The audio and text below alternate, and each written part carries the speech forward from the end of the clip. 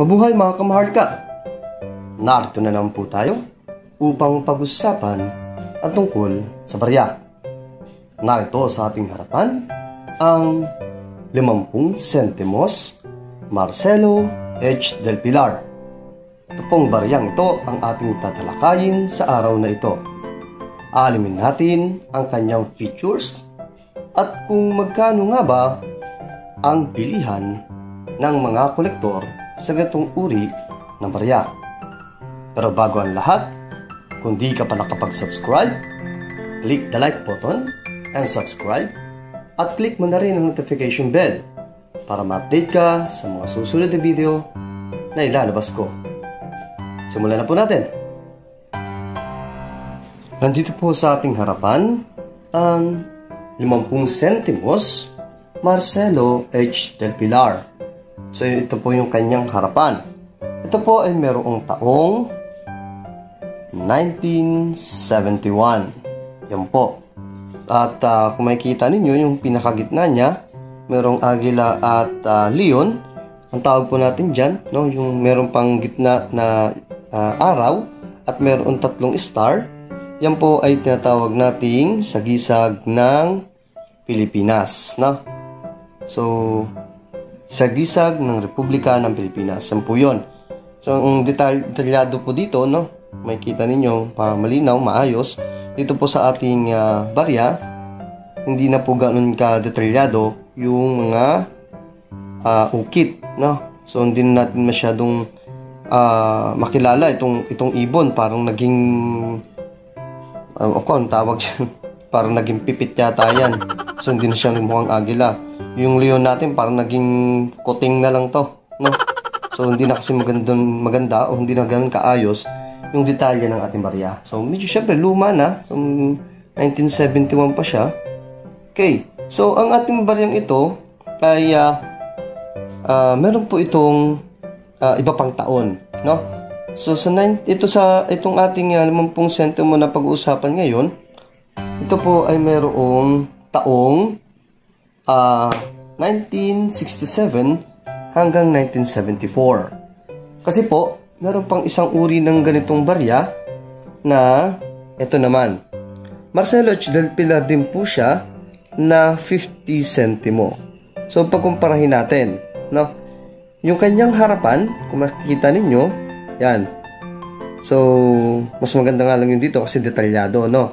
Dito po sa ating kaliwa, itong ating topic ngayong araw na ito, medyo hindi na po siya ganun kadetalyado. So, nung 1967 hanggang 1974, kung papansin ninyo, si Marcelo H. Del Pilar ay nakaharap sa kanang bahagi. Samantalang, itong nasa kanan naman natin, na 1985, no? Si Marcelo H. Del Pilar ay nasa kaliwang bahagi naman nakatingin, no? Yung side ni Marcelo H. Del Pilar. At nung titignan natin yung kanilang likuran, yan po. So, malaki ang pagkakaiba. Dito sa ating kaliwa, makikita natin na ito po ay sagisag ng Republika ng Pilipinas. So, nakalagay pa nga po yan dito sa baba, no? So, Republika ng Pilipinas. Hindi na nga lang po ganung nababasa ng maayos, pero yun po ay Republika ng Pilipinas. Yan po, no? So, ito po yan. Yan, medyo nababasa pa. Republika ng Pilipinas. Yan po. Samantalang, itong sa kanang bahagi, yung agila, so, nung araw, tatawag namin to ay agila, no? So, meron na po siyang agila na may scientific name na Petiopopaga jefferi. Will you please repeat it? Jefferil. Yan. At yung kanyang 50 sentimo, no? Nandito na po. Nakalagay. Dito po sa isa, ang 50 sentimo ay dito nakalagay. 50 nga lang, walang salitang sentimo, no? Pero dun sa taas nakalagay ay 50 sentimo. Samantalang dito, Republika ng Pilipinas na yung nasa taas. Okay. So, ito po ang ating pag-uusapan na ngayon. Ano nga ba ang features? Ano bang features meron ito? At magkano nga ba ang presyo nito ngayon? So, doon na tayo sa pictures. Features niya, no? Hindi picture. So, iba po yung picture. sa features. Okay. So, ito ay issuer, siyempre sa Pilipinas. No? Period, Republic, 1946 date. Type, standard circulation coin. Years, ito po ay nagsimula noong 1967 hanggang 1974. Ibig sabihin, kung kayo makakita ng 50 sentimo mula noong taong 1967 hanggang 1974, ganito pong itsura niya. Parehas po nito, no? Hanggang 1974. Yan. Value, 50 centimos, no? Currency, piso. Composition, so ito po ay gawa sa nickel brass. 70% copper, 18% zinc, and 12% nickel. Yan po. Yan po yung composition ng ating barya. Yung kanyang bigat naman, o kanyang weight, ay 8 grams. Diameter, 27.5 mm. Thickness, yung kanyang kapal, ay 1.95 mm. Shape, round. Technique, milled. Orientation, coin alignment. Demonetize po. Hindi na po natin siya ginagamit ngayon sa ating sirkulasyon, sa ating merkado. Number, N, number sign, 4515. References, KM number sign, 200. Sean, number 38. Yan po, no? Yan ang kanyang features. Yung kanyang harapan, ito po. So, may kita natin, no? Na, yun, yung salitang 50 sentimo sa taas, centimos, may letter S. At sa babang bahagi, no, sa kanan, Marcelo H. Del Pilar. Sa baba naman po, nakalagay ang 50. At yung gitna, syempre, ang ating bayani na sa Marcelo H. Del Pilar. So, yung kanyang reverse naman, yan po, no? So, sa kanan pa, yung paikot, no? Republika ng Pilipinas. At yung gitna, yan po ay sagisag ng Pilipinas. Tapos, sa baba, yung kanyang date, 1971. Okay. Ano naman ang kanyang edge, yung kanyang gilid? Ito, hindi natin makita kasi nakalagay na po siya sa coin holder natin. So, labas po natin siya para makita natin, no? So, medyo masikip kasi fit na fit po to siya dun sa ating lagyanan. So, medyo nahihirapan tayo tanggalin. Ito, fit na fit po kasi siya, no? Maganda yung pagkakalagay niya. Okay, so tingnan natin. Yan, yung kanyang edge ay tinatawag nating reeded. Yan po. So, ito yung ating barya. Napakaganda pa po niyan. Kasi kahit pa paano, no? May kita pa natin yung detalye. Hindi nga lang sobrang ganda. Kasi, medyo lumabo na yung iba, no? Pero, ganun pa man, nasa maayos pa rin siyang kalagayan. Okay. So, meron po siyang tinatawag na mints. Ano yung mints? Kung saan siya ginawa. United States Mint. So, Denver, United States, 1906 date. So, meron din pong United States Mint, Philadelphia, United States, 1792 date. At United States Mint, San Francisco, United States, 1854 date. No? So, meron po siyang dalawang uri ng 50 sentimo na ganito, no? So, yung una po ay yung kanyang date, kung titignan natin sa baba, no? Ito po. Yan. So, find date not touching the rim, top of 2 pointed. So, yung kanyang date daw ay hindi tumatama doon sa rim. So, kita pa naman natin, no? Okay. So, dito kasi 1972 ang ginamit niya. So, dito 1972. Ito po ay 1971. So, ito po yung isang uri, no? So, nakalagay dito, find date not touching rim, top of 2 pointed. At ito naman po yung pangalawa. So, slide natin. Yan. So, makita natin yung kanyang date ay fat date touching rim. So, yung kanyang date ay halos nakadikit na doon sa rim ng ating barya. Okay. So, ito po yun, no? So, kung gusto nyo malaman yung dalawa, ang pagkakaiba nila, no? Ito lang po yun. Sa date kayo titingin. Kung papansin ninyo, itong ating nasa kaliwa, ito po, ano siya, no? Manipis. Manipis yung kanyang date. Samantalang dito sa ating kanan, ay makapal. Thick na kung tawagin. Okay, so makikita natin, 1972 and 1972, dalawang uri po sila. Okay.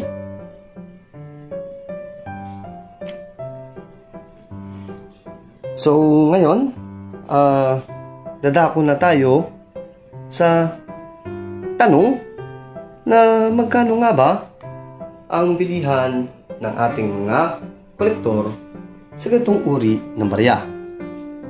Okay. So, dito po, nakikita natin na 1967, so meron siyang 20 million mintage. So 41%. So napakarami niyan, 20 million, no? So maraming peraso 'yon. So Philadelphia Mint, minted in 1968. So yung kanyang very good ay 18 pesos. Fine, 18 pesos. Very fine, 24 pesos. Extra fine, extremely fine, hindi extra fine, extremely fine, 50 pesos. Almost uncirculated is 50 pesos. And uncirculated is 50 pesos. Yun po ay sa taon 1967 na Philadelphia Mint. Dito naman po sa 1971, Denver Mint, ang hinahanap lang po ay yung VF o very fine na mayroong halagang 13 pesos. So, 1972, Nov on 2 Denver Mint, very good, 10 pesos, fine, 15 pesos, very fine, 29 pesos, extremely fine, 29 pesos din, at almost uncirculated na mayroong halagang 39 pesos. 1972, plain number 2, very good, 7.56 pesos, fine, 9.89 pesos, very fine, 26 pesos, extremely fine, 30 pesos. At yung ating 1974, Denver and San Francisco Mint, ang kanyang very fine ay 17 pesos at yung kanyang extremely fine ay 27 pesos. At yung ating pinakahuli, 1974 proof San Francisco Mint, minted in 1975. So, ibig sabihin, yung 1974, ginawa na siya ng taong 1975 sa San Francisco at proof coin po ito. Ito po ay mayroong halagang, no, yung kanyang uncirculated. So, magandang ano yun, no, hindi pa siya nagagamit. So, magandang uri ng coin talaga. Ito ay nagkakahalagang 273 pesos. Yan po. Yan po ay base sa website ng Numista. No? So, kung bababa natin yan, scroll natin pababa, makikita natin. So, Numista Rarity Index. So, ito naman ay eBay. So, sa eBay, ito po ay binibenta ng 2.99 euro. So, ito euro. So, meron siyang taong 1972. Yan po. No? 1972. Ito naman pong sumunod ay 1967, 50 centimos Philippine coin, 5.95 pesos. So, around, siguro mga nasa 250, so mga 260 pesos yan. No? Nasa 260 pesos siyang, ano yan ha? Pero hindi exact yan. So, mga tansya lang yun. Nasa ganon. Okay, so meron din dito na 5 euros. Yan. At meron din ditong $4.99. So, ito yung ay presyo ng eBay. Sa eBay po yan, no? So, yan yung po yung mga presyo na binibenta sa eBay. So, yun po yung mga presyo nun. So, dito naman sa atin, sa Lazada. So, nakita ko rin po yan. Tignan ko siya sa Lazada. No? So, check natin.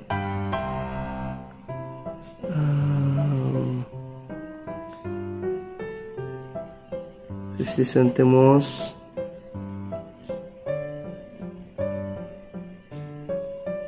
So, 50 centimos. Lazada. So, type natin Lazada.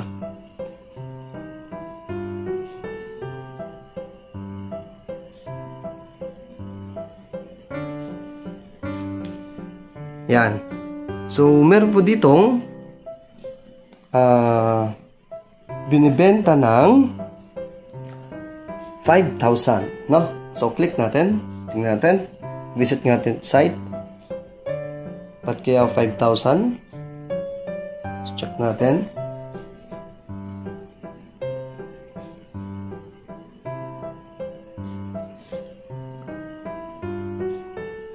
So, punta tayo sa Lazada.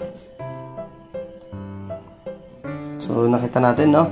5,000 binibenta. So, tandaan lang po natin na pagdating dito sa Lazada, syempre, presyo ng seller yon. So, kanya yon. Gusto niya yun, yung gusto niyang halaga. Presyo yung na gusto niyang ibenta doon sa kanyang produkto, wala po tayong magagawa doon. No? Choice niya yun. So, yun. So, tignan natin yung details. View details natin. Yan. So, 5,000 pesos. Yan po siya, no? Marcelo H. Del Pilar, 50 centimos, 1972. So, tingnan natin 1972 na to. Sa numista, magkano ba yung 1972? So, 1972. So, hindi naman kamahalan, di ba? Pero sa kanya, binibenta niya naman 5,000. So, dito, ang pinakamahal na nakita ko, 1972 ay 39 pesos, no? So, magkaiba po sila. So, meron pa tayo. Hindi lang ito nakita natin kanina. Check pa natin yung isa pa.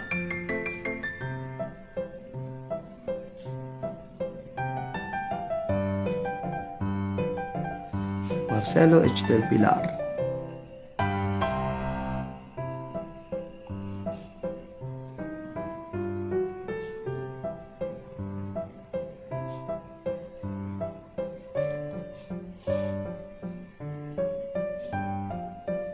Hindi na lang tayo dito.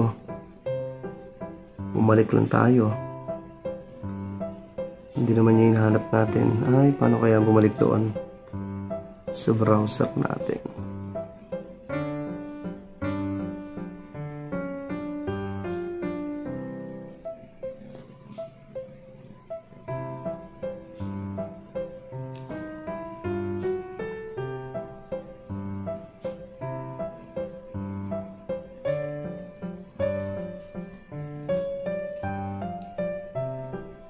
Ito. So, meron pa ditong 390, no? So, binibenta rin yan 390 pesos. Meron din ditong 100 pesos. At itong 90 pesos na to, ay ito yung Agila, no? Ito po yun. So, 90 pesos binibenta sa Lazada. Ito rin po, no? Yung sumunod 110, ito rin po yun. So, ganitong uri ng barya yun. Meron din po ito 90, then 180. So 180, no? Sa Lazada, ito po yun. Tapos ito ulit siya 110. 385. Mahal ito dito 120. So 120. So yan po yung presyohan ng baryang ito sa Lazada, no? Pero sa isang legit na collector, madalas po na sa numista sila nagbabase ng presyo. So, kung isa talagang lehitimong collector ang bibili sa iyo ng ganitong uri ng barya. So ang pinakamahal lang doon ay 39 pesos. So palagay natin na hindi ka masyadong babaratin. Kukunin sa 50 pesos. Pero depende pa rin 'yon. So mga ganitong kondisyon, siguro mga nasa 45 pesos, 50 pesos pwede na 'to. No? Pero pag maganda talaga yung detalye, hindi pa siya nagagamit, hindi pa siya nahawakan ng iba't ibang tao, pwede bilhin niya hanggang mga 100 pesos, no?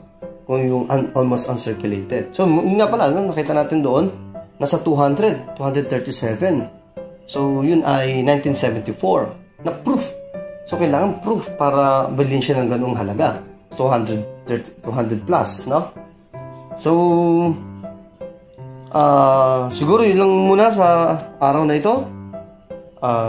Muli, no, sana nakapagbigay ako ng kaunting impormasyon patungkol sa ating mga barya. Muli, ito ang inyong kamaharlika na nag-iiwan ng isang kataga. Ang barya ay kayamanan ng ating bansa. Ikaw, kayamanan ka ba niya? Maraming salamat po.